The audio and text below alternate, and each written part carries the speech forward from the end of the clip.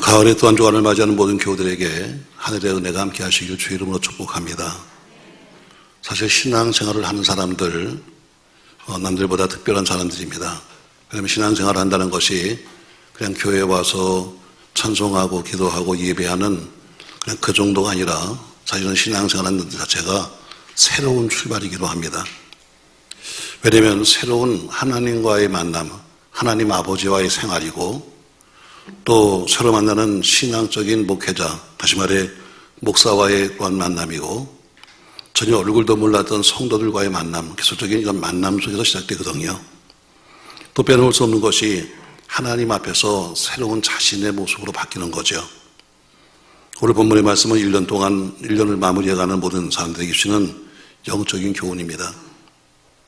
제가 오늘 새벽 예배 끝나고 나서 오늘부터 부흥회가 있으니까 부흥회 교관을 담당하는 목사님에게 좀 보냅니다. 그래야지 이제 저녁 자막을 만드니까요.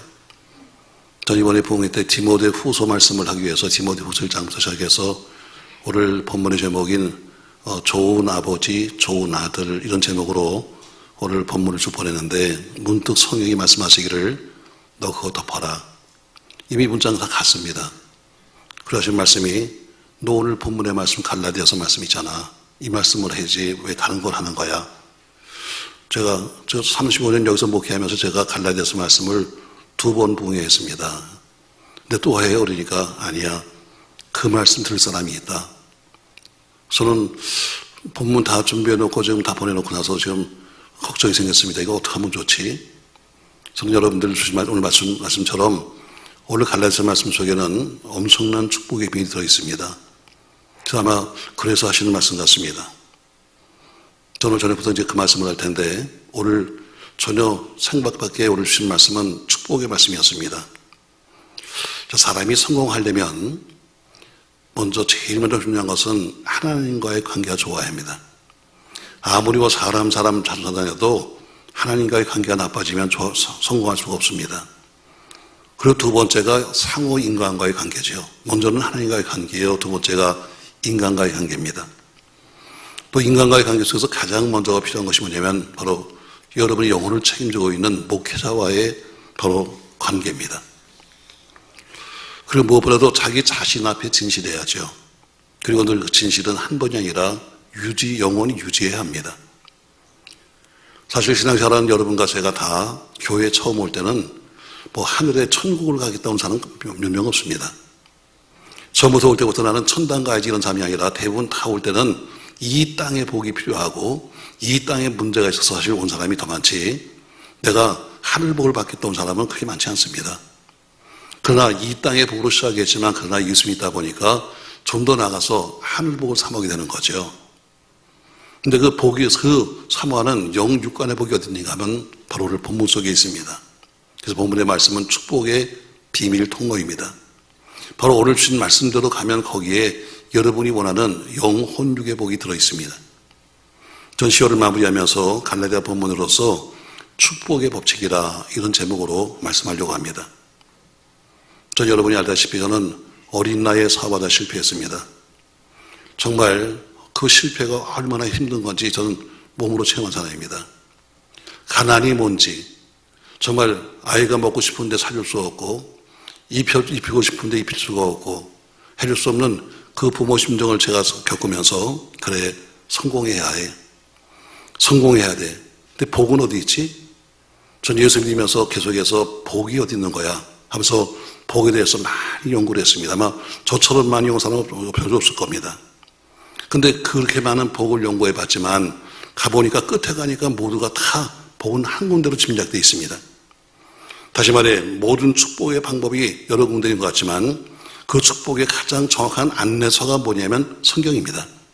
이게 바로 성경이 모든 복을 받는 안내서입니다.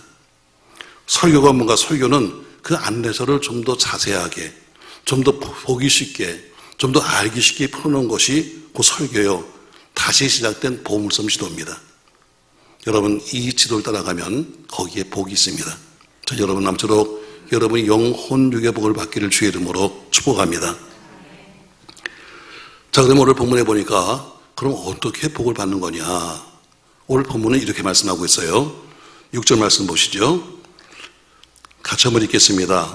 가르침을 받는 자는 말씀을 가르치는 자와 모든 좋은 것을 함께하라. 이 가르침을 받는 자는 말씀을 가르치는 자와 모든 좋은 것을 함께하라 이렇게 말합니다. 바로 이것이 첫 번째 비결입니다. 가르침을 받는 자가 누굽니까? 바로 여러분입니다. 성도입니다. 그럼 말씀을 가르치는 자는 누굽니까? 바로 사역자입니다. 오늘 바울이 이 말씀하고 있는 것은 잘못 들으면 바울이 대접받으려고 그러는 거구나. 바울이 지금 갈라디아 교회 편지를 쓰면서 지금 대접받고 싶어서 그래 나를 좀 공개해라 이런 얘기하는구나 하고 오해할 수 있지만 그건 전혀 아닙니다. 왜냐하면 바울은 그런 물질이나 또 혹은 대접이나 혹은 예우에 초연한 사람이었습니다.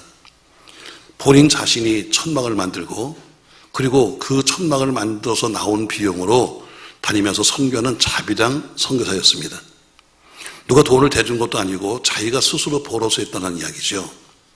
그 이유가 뭐냐면 좀 더 복음을 당당히 전하기 위해서. 사람은 제가 늘 그렇게 비유하잖아요. 사람은 남에게 뭔가 얻어먹으면 할 말을 못하는 거예요. 뇌물을 받아먹으면 뇌물을 받아먹은 사람은 할 말을 못하죠. 복음도 똑같아요. 여러분, 목사가 입에다가 뭘 잔뜩 집어넣으면 할 말을 못하는 거예요. 바울이 왜 자비랑 했는가? 자기가 손수 밤이면 다 그 천막을 만들어가지고 그걸 팔아서 다니면서 전도하는 것은 그가 복음 앞에 당당하기 위해서, 성도 앞에 당당하기 위해서 그는 그 일을 한 거예요. 그러니까 오늘 말씀을 배우는 사람들에게 조금도 그는 관계없는 거예요. 왜? 자기가 벌어서 자기가 있으니까. 그래도 불구하고 갈라디아 교회 편지 쓰면서 그래도 너희들이 행해야 될 도리가 있다. 나는 그렇게 살지만 그러나 너희는 행해야 될 도리가 있다고 말씀하는 거예요. 설교자가 설교하면서 말씀을 가르치는 자를 잘 섬겨라 하고 이야기하려면 사람들이 속으로 그래요. 아이고 저 지 얘기하는 거 아니야? 저렇게 먹고 살면 되지 뭘 또 좀 사인이라도 하는 거야. 이렇게 오해할 수도 있어요. 그러나 이것이 사실은 목사의 이야기가 아니라 성도들의 이야기입니다. 여기서 강조하는 것은 가르치는 자를 위해서가 아니라 말씀을 배우는 자를 위해서 오늘 바울은 이 편지를 쓰는 겁니다. 말씀을 배우고 신령함을 공급받는 사람이라면 가르치는 자들에게 바로 좋은 것을 공개하는 것은 마땅한 것이다. 오늘 이렇게 얘기하는 거죠. 초대교회 당시에 예루살렘 교회에 예루살렘에 큰 흉년이 들었습니다. 아주 심각하게 흉년이 들으니까 흉년 들면 교회는 더 어렵죠. 그랬더니 수리아 안디옥에 있는 교회에서, 안디옥 교회는 이방인의 교회입니다. 거기도 살기 힘들고 핍박을 받고 거기도 언제 죽을지 모르는 처지에 있으면서 예루살렘 교회가 흉년 들었다는 얘기를 들으면서 그들이 어렵게 연보를 걷습니다. 그래서 그 연보 구제 헌금을 예루살렘 교회로 보내요. 근데 그때 그 마음이 어땠는가? 무슨 마음으로 했는가 하면 이렇게 말합니다. 우리가 그들로부터 복음 받았으니 이제 연보를 해서 그 흉년든 예루살렘 교인을 돕는 것은 마땅한 것이다. 우리가 그 예루살렘 교회를 통해서 우리가 복음을 받았으니까, 빚졌으니까 우리가 그들이 힘들다고 하면 도와주는 것은 당연한 거 아니야? 이런 아름다운 마음으로 그들이 연보했다는 것이죠. 그들이 알고 있는 지금 복음, 알고 있는 그 예수가 예루살렘에서 시작되었기 때문에 예루살렘 교회에 우리는 빚진 마음이 있다. 이렇게 말씀하는 겁니다. 저는 목회자요, 가르치는 자입니다. 그래서 이런 얘기가 참 하기가 쉽지 않습니다. 그래서 저는 여러분에게 자주 하는 편이고 염치 없이 하는 편입니다. 그러나 저는 거기에 대해서 조금도 제 양심의 가책을 느끼지 않습니다. 그러니까 이 설교는 여기는 이 목사를 위한 것이 아니라 바로 여러분을 위한 것이요, 덕을 보는 사람은 내가 아니라 여러분이기 때문입니다. 바울 자신도 마찬가지로 지금 이 편지를 쓰면서 이것이 나를 위한, 자기를 위한 것이 아니라 또 이 갈라디아 교인들을 위해서라고 오늘 성경은 말씀하고 있습니다. 바울은 자비랑 선교를 했어요. 밤이면 늦게까지 천막을 만들고 그리고 나가서 복음을 전합니다. 물론 큰 사역을 할 때는 혼자서 안 되니까 성도들의 배려와 혹은 연보를 받은 적이 있었지만 바울은 늘 당당했어요. 왜냐하면 조금도 남에게 대접받거나 자신을 위한 물질 문제에 깨끗했기 때문에 그런 늘 당당했습니다. 우리 교회에서도 우리 교회 부목사들도 여러 번 계십니다만 여러분의 가정을 신방하든 여러분의 사업장을 신방하든 여러분에게 무슨 이유로 가서 여러분을 만나든 간에 일체 교통비를 받지 마라. 또 사례비를 받지 마라. 왜? 사례비는 우리가 교회에서 받고 있고 교통비는 교회 차를 타고 가고 있고 그리고 점심값은 다 월급에 포함돼서 줬으니까 그거 받지 마라. 늘 그렇게 말합니다. 이유가 있죠. 심지어 제가 식사도 교인들과 하지 마라. 교인 때 얻어먹지 말고 네 돈 갖고 먹어라. 그리고 적어도 3번 얻어먹으면 한 번은 네가 살아. 이렇게 가르칩니다. 그 이유가 뭐냐면 네가 당당하기 위해서 네가 교인 앞에 당당하기 위해서 너는 가서 얻어먹지 마라. 이렇게 얘기합니다. 하여간 목회자가 좀 생활이 어렵다 할지라도 하나님과 교인 앞에 당당하려면 네가 떳떳하게 살려면 그거 하지 마라. 이렇게 가르칩니다.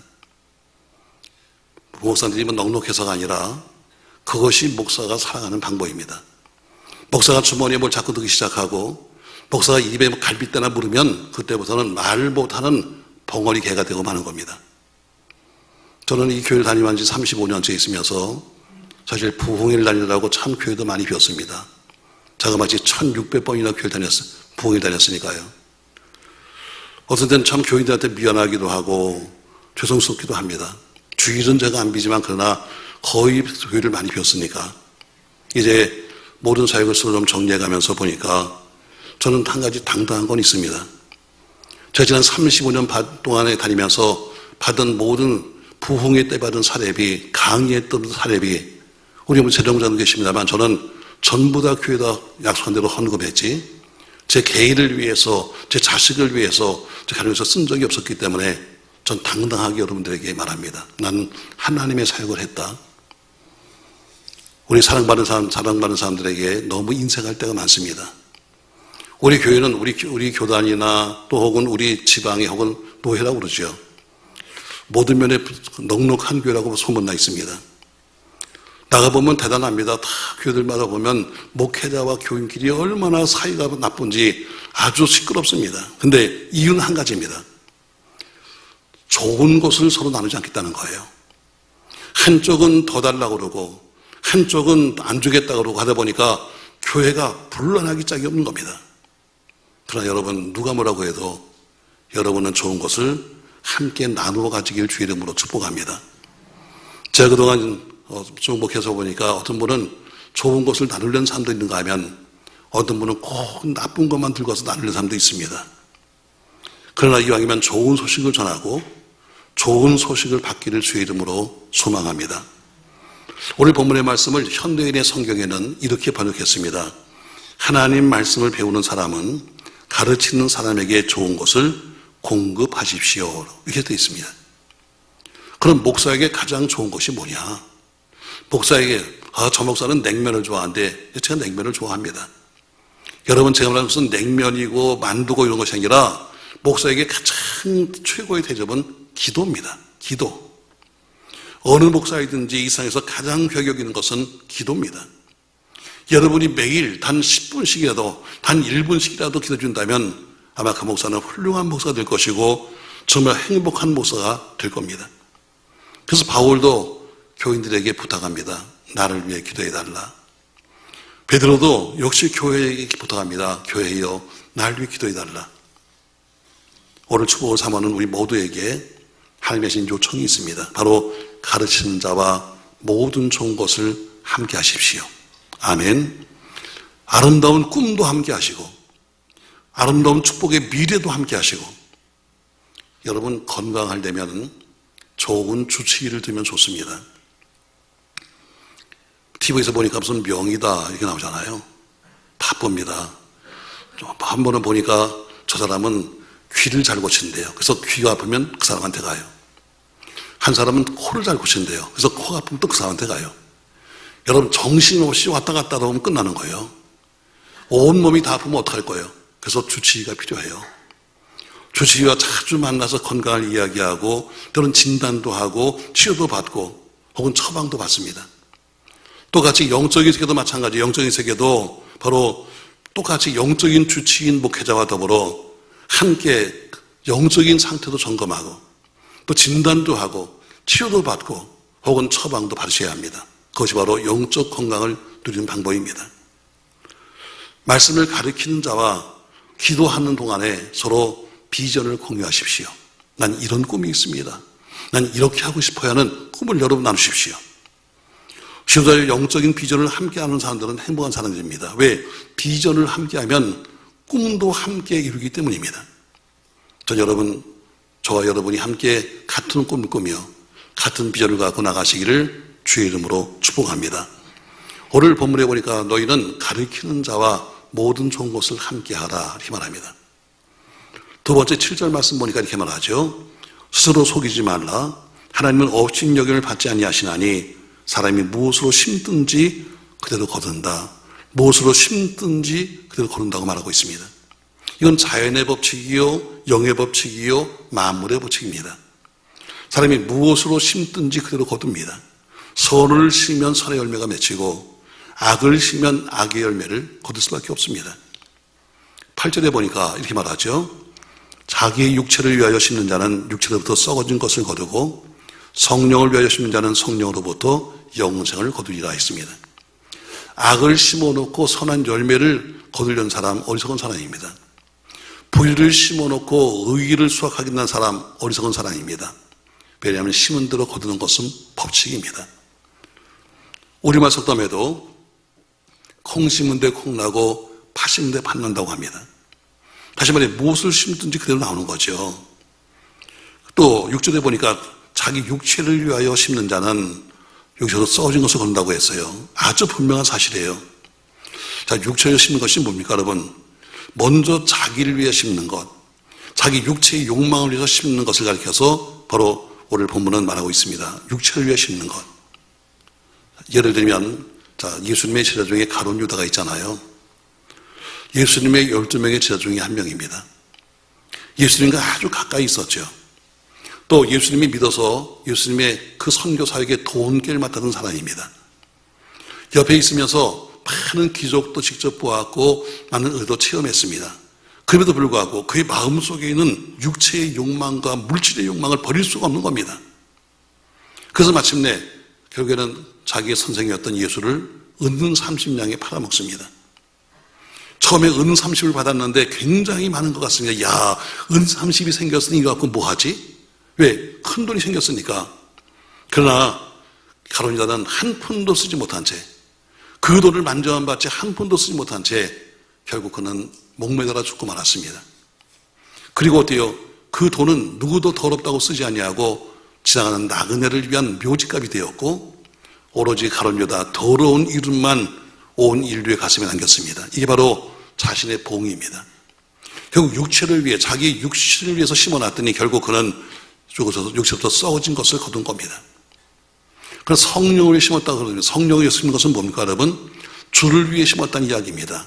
주의 뜻을 위해서 씨를 뿌렸다는 이야기입니다. 자, 예를 들어서 마리아를 보시죠.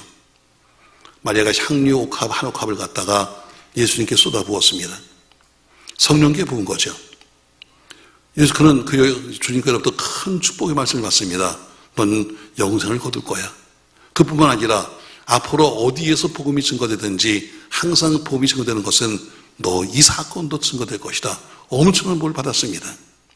하나님은 속이지 않습니다. 속지도 않습니다. 모신 일 심은 대로 거두게 하시는 분입니다. 나쁜 것을 심어놓고 좋은 것으로 기대하는 것은 결국 자신을 속이는 것이고 하나님을 속이는 것입니다. 하나님이 싫어하는 것을 심어놓고 여러분이 좋아하는 것만 거두려고 한다면 잘못 심은 겁니다. 콩 심으면 콩 납니다. 팥 심으면 팥 나죠. 그러니까 기도를 심으면 영적으로도 응답받게 되는 거예요. 어린아이들이 부르는 찬양이 있었습니다. 지금은 안 부르는 것 같은데 찬송을 부르세요. 놀라운 일이 생깁니다. 축복을 심었습니다. 축복에 싹이 났네요. 당연한 겁니다, 여러분. 성공의 법칙은 성공을 심는 겁니다. 바로 이런 생각이 우리 조상들은 예수 안 믿었지만 머릿속에 있었기 때문에 여러분 보세요. 흥부가 박을 켜는데 뭐가 나와? 복이 나오잖아요. 왜? 흥부가 좋은 걸 심어놨으니까. 놀부가 박을 갖다가 켰는데 뭐가 나와요? 쓰레기가 나오잖아. 왜? 쓰레기를 심어놨으니까 쓰레기가 나오는 거죠. 여러분 영적인 것을 심으십시오. 생명을 거둘 줄로 믿습니다. 저 여러분이 2022년도의 마무리와 또 계속되는 신앙생활 속에서 많은 축복의 열매가 맺히기를 진심으로 축복합니다. 그러나 보세요. 이스라엘 백성들이 애굽 땅에서 400년 종살이하다가 찬송을 부리면서 그들이 출애굽했습니다. 너무너무 기뻤습니다. 장정 60만, 아이까지가 300만에서 장정 60만 명을 앞세우고 찬송을 부리면서 그들이 애굽 땅에서 나왔는데 결국 가나안 땅 간 사람은 둘밖에 없습니다. 60만 명이 출발했는데 똑같은 목적을 갖고 출발했지만 가나안 땅 간 사람은 둘밖에 없습니다. 나머지는 모두가 광야에 객이되고 말았습니다. 신명기 1장에 보니까 거리가 얼마냐? 신명기 1장에는 걸어서 10하루길이라고 그랬습니다. 애굽에서 나와서부터 시작해서 가나안 땅까지 10하루길인데 그들은 자그마치 그 짧은 거리를 40년 동안을 뺑뺑 돌다가 다 죽고 둘만 간 겁니다. 이유가 뭡니까 여러분? 불순종입니다. 이유가 뭡니까 여러분? 불평입니다. 이유가 뭡니까? 원망입니다. 입만 열으면 원망합니다. 입만 열으면 불평합니다. 하나님이 하는 것은 전부 다 불순종입니다. 결과가 뭡니까 여러분? 광야에 객이 된 겁니다. 남은 2달 여러분 입을 열면 복된 말씀만 하십시오. 아멘. 하나님께 대한 불평이나 남에 대한 비방이나 남을 끌어내기 위한 음모나 은혜에 대한 배반은 출발은 잘했지만 결국 광야의 객으로 만들고 말 겁니다. 오늘 3번째 보니까 9절 말씀에 이렇게 말합니다. 9절. 우리가 선을 행하되 낙심하지 말지니 포기하지 아니하면 때가 이름에 거두리라 합니다. 3번째, 낙심하지 아니하면 때가 되면 거둔다. 선을 뿌렸습니다. 의를 뿌렸습니다. 좋은 일을 했습니다. 믿음으로 살았습니다. 그럼에도 불구하고 현실이 안 풀릴 때가 있습니다. 새롭게 해서 잠깐 보다 보니까 어떤 젊은 목사님이 나와서 간증하더라고요. 자기 어머니가 권사님인데 개척교회 할 때 개척교회 보증을 썼대요. 설마 개척교회 보증 쓴 거야 어떠나 하면서 보증 썼는데 개척교회가 많은 바람에 거지가 됐대. 이게 얼마나 큰 심이겠어요 여러분. 그래가지고 얼마나 어려운 고민을 넘었는지. 근데 문제가 뭐예요? 개척교회에다가 보증 썼다는 거예요. 세상 사람 쓴 것도 아니고 교회에다 보증 썼는데 교회가 무너져가지고 완전히 목사님은 도망가 버리고 이제 우리 거지 돼 버렸으니 좋은 걸 심었잖아요. 근데 결과가 그럴 수도 있다는 거예요. 여러분, 심기만 하면 금방 나올 줄 알았는데 자라지 않는 겁니다. 그러니까 어떻게 쉽게 포기해버리고 낙심하고 절망하고 힘을 잃습니다. 그런데 성경은 뭐라고 그래요? 낙심하지 마라. 낙심하지 마라. 왜? 성경은 말합니다. 하루가 천년 같고 천년이 하루 같은 거다.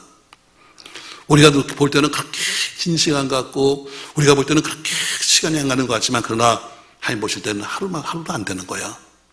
남은 여러분 2달 동안은 우리의 시간으로 가지 말고 하나님의 시간으로 사시기를 주의 이름으로 축복합니다. 믿음이 뭐예요? 쉽게 포기하지 않는 것, 쉽게 낙심하지 않는 것이 믿음입니다. 히브리서 11장 1절에 말씀하고 있습니다. 믿음은 바른 것들의 실상이요 보지 못하는 것들의 증거다. 선지들이 이로써 증거를 얻었다는 것처럼 보이지 않지만 보는 것처럼 믿는 것이 믿음이기에 낙심하지 않는 것이 믿음입니다. 믿음으로 일합니다. 믿음으로 수고합니다. 믿음으로 헌신했습니다. 믿음으로 노력했습니다. 그럼에도 불구하고 쉽게 안 되는 일도 많습니다. 선을 행했음에도 불구하고 쉽게 이루어지지 않는 겁니다. 그런다 할지라도 여러분 포기하지 말고 선을 행하십시오. 모든 이에게 특별히 믿음의 가정에 선을 행하면 반드시 때가 되면 하나님께서 넉넉히 갚아줄 줄로 믿습니다. 그런데 그 때는 내 때가 아니라 바로 하늘 때라는 겁니다. 한번 여러분 요셉을 생각해 보시죠. 요셉은 참 억울했습니다. 형들한테 미움받아서 종으로 팔려가죠. 노예로 팔려갑니다. 그 집 가서 열심히 일했는데 결국은 보디발의 아내의 모함으로 그는 감옥으로 들어갑니다. 감옥에 들어가서 꿈을 풀어줍니다. 술 맡은 관원장 꿈을 풀면서 관원장님, 난 억울하니까 나가시면 절 좀 기억하세요. 알아서 걱정하지 마. 내가 나가면 곧 풀어줄게 했는데 나간 다음에 잊어버리고 말았습니다. 2년이 지난 다음에 어느 날 갑자기 그를 불렀습니다. 왕이 부르신다. 맞습니다 여러분. 그 많은 시간이 지나갔습니다. 자그마치 13년이 지나갔습니다. 13년 동안 그렇게 고생했지만 그러나 때가 되니까 하나님이 요셉을 불러 쓰시는 겁니다. 요셉은 낙심했을 거예요. 괴로웠을 겁니다. 아마 죽고 싶었을 거예요. 그러나 그는 낙심하지 않고 참았습니다. 그럼 생각해 보세요. 술 맡은 관원장이 약속했어요. 그래, 내가 나가면 너 풀어줄게 했는데 그때 풀어줬으면 아무것도 아니에요. 그냥 종으로 살 뿐이에요. 평생 나가서. 그러나 그가 바로 왕이 꿈을 꿨는데 무슨 꿈인지도 모르는 꿈을 꾸고 나서는 지금 그것 때문에 고민하고 있을 때 그때 요셉을 불렀기 때문에 요셉은 뭐가 돼요? 총리가 되는 거예요. 가장 좋은 때, 가장 아름다운 때, 가장 좋은 때 여러분을 분명히 쓰실 겁니다. 할렐루야. 맞습니다, 여러분. 우리가 때를 내가 정하지만 그날 성경 말합니다. 네가 낙심하지 말고 기다려라. 항상 너 서울을 심어놓고 기다리면 때가 되면 거둘 것이다 했습니다. 맞습니다, 여러분. 지금 무엇인가 잘 안 됩니까? 노력했음에도 불구하고 지금 안 이루어지고 있습니까? 기도하세요. 그래도 안 됩니까, 여러분? 그러나 절대로 실망하거나 포기하지 마십시오. 행하다 낙심하는 것은 선이 아닙니다. 인내는 믿음만큼이나 중요한 겁니다. 믿음이 있어도 인내하지 못하면 그 믿음은 결실을 보지 못하는 겁니다. 끝까지 참고 견디면 반드시 하나님은 좋은 날을 줄 줄로 믿습니다. 믿음의 사람이라면 낙심하지 말고 하나님의 때를 기다리시기를 주의 이름으로 축복합니다. 전 이렇게 결론을 맺고 싶어요. 1년이 거의 다 지나갑니다. 다시 한번 여러분에게 오늘 이 축복의 말씀을 드리는 것은 이제 연말에 우리가 이렇게 마감했으면 좋겠다는 이야기입니다. 가르치는 자는, 가르침을 받는 자는 가르치는 자와 모든 좋은 것을 함께 하십시오. 기쁜 일에 언제나 함께 하십시오. 주의 종을 위해서 기도해 주십시오. 그들에게 믿음을 심으십시오. 기대를 심으십시오. 반드시 여러분이 영혼육의 복을 받게 됩니다. 육체에서 심는다면 육체도 썩은 것을 거두지만 이미 그가 가치를 잊어버린 거예요. 그러나 성령에 심으면 영생을 거두게 될 것입니다. 그럼 성령을 위해 심는 것이 뭡니까, 여러분? 성령님이 이 땅에 오셔서 가장 한 것이 첫 번째가 뭐냐면 바로 교회를 세우신 겁니다. 이 교회는 성령이 하신 가장 첫 번째 사역이 교회를 세우신 겁니다. 결국 교회에 심어놓는 그 모든 것들이 곧 성령께 심는 것입니다. 사랑하는 성도 여러분, 우리 능력교회는 하나님의 것이고 여러분의 것입니다. 우리 여기 있는 목동성전도, 오송에 있는 오송성전도, 광천에 있는 광천성전도, 옆에 있는 이화 프라자 건물에 있는 이화 별관도, 앞에 있는 부영저 교육관도, 또 수동에 있는 수양관 부지도 다 그 외 모든 것도 전부 다 하나님의 것이고 여러분의 것입니다. 등기부 등본에도 분명히 예수에 대한 성결교회 목동능력교회로 되어 있고 또 어떤 것들은 제 교회 조단 재단 이름으로 되어 있습니다. 근데 저 목사는 왜 지 것도 아닌데 저렇게 맨날 저러고 다니는 거야? 왜 또 저렇게 교회를 갖다 또 개척하고 저러는 거야? 여러분, 저도 힘듭니다. 우리가 교회가 교세가 확정된다고 해서 목사가 내기 먹는 것도 아니고 그렇다고 해서 죄가 뭐 생기는 것도 없습니다. 다만 자식이 많으면 더 힘든 것처럼 교회가 많으면 더 힘들어요. 우리 교회 하나 돌보기도 힘든데 광천도 돌봐줘야지요. 오송도 부흥이 되는가 안 되는가 또 가서 봐줘야지요. 여러분, 쉽지 않습니다. 그럼에도 불구하고 하나님이 가시는 걸 어떻게 하겠습니까, 여러분? 앞으로 제가 보기에는 늘 말하지만 농촌교회는 앞으로 얼마 가지 않아서 다 문을 닫을 겁니다. 전 분명히 예언합니다. 보세요, 여러분. 제가 정읍에 부흥에 갔더니 교회가 상당히 크더라고요. 근데 보니까 교인들은 다 거의 다 할머니, 할아버지밖에 없어요. 어떤 분이 식사 사진을 반다고 해서 갔는데 그분이 제가 얼핏 봐도 나이 70이 훨씬 넘으신 분이에요. 근데 그 권사님이 그러십니다. 하유 목사님, 제가 구역장이에요. 권사님 구역장을 하세요? 연세 많으신데 제가 제일 젊어요. 나이 70이 넘었는데 제일 젊어서 구역장 한대요. 여러분, 그러니 거긴 뭐예요? 목사님이 매일 상 치르는 게 일이요. 초상 치르는 게. 그런 시골 교회가 어떻게 앞으로 부흥되겠습니까, 여러분? 앞으로 수년 가지 않으면 시골 교회는 다 문 닫든가 땅 팔고 말 겁니다. 당연한 얘기 아니겠어요, 여러분? 젊은 사람이 있습니까?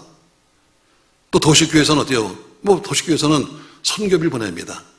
5만 원 보내고 10만 원 보내고 그리고 주보엔 잔뜩 실어서 우리가 이렇게 선교합니다는데 다 5만 원 보내주고 선교한다 그러고 그렇게 해서 짜장면 사 먹으면 없습니다, 여러분. 그건 아예 되지도 않는 거예요. 도시교회들이 모두가 부목사 한 명 더 쓰는 셈 치고 그런 마음으로 시골교회 하나만씩만 맡으면 쉽게 다 살 수 있어요.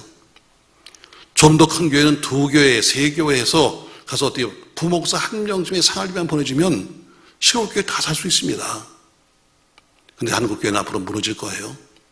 시골교회는 남지 않을 겁니다. 왜? 목사님도 살지 못하는 걸. 목사님도 살지 못하는 걸 거기 남아있겠습니까, 여러분? 시골엔 빈교회 많습니다, 여러분. 믿음으로 살려고 했으니 여러분, 무엇보다 선을 행하다가 낙심하지 마십시오. 신앙생활은 단거리가 아니라 장거리입니다. 달리다가 절대로 포기하지 마십시오. 고난 참고 뛰어가면 반드시 이룰 때가 있을 겁니다. 선을 행하면서 참고 견디면 인생의 행복을 추수할 때가 반드시 올 줄로 믿습니다. 사람이 실패하는 것은 믿음이 없기 때문도 아닙니다. 노력을 안 하면서도 아닙니다. 때가 안 맞아서도 아닙니다. 인내를 하지 못하기 때문에 사람들은 실패하는 겁니다.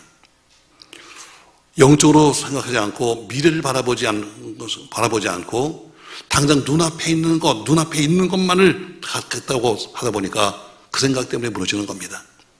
저 여러분을 주신 말씀을 잘 기억하면서 올해 한 해 마무리를 하늘의 복과 땅의 복과 원천의 복과 전복이는 복으로 충만하기를 예수님의 이름으로 축원합니다. 오늘 갈라디아서 6장에는 축복의 비결은 이렇게 말하고 있어요. 첫 번째, 가르치는 자와 모든 좋은 것을 함께하라. 두 번째, 무엇으로 심든지 그대로 거둔다. 세 번째, 낙심하지 아니하면 때가 이르면 반드시 거둔다는 것입니다. 전 여러분에게 날마다 더 좋은 아름다운 결실이 맺히기를 예수님의 이름으로 축원합니다.